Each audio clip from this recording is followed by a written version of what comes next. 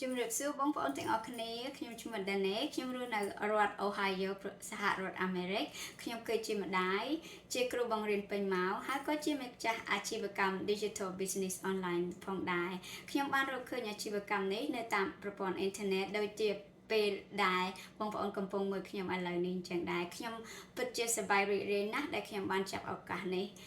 ព្រោះអាជីវកម្មនេះបានធ្វើឲ្យខ្ញុំមានពេលវេលាច្រើនជាមួយក្រុមគ្រួសារមានរក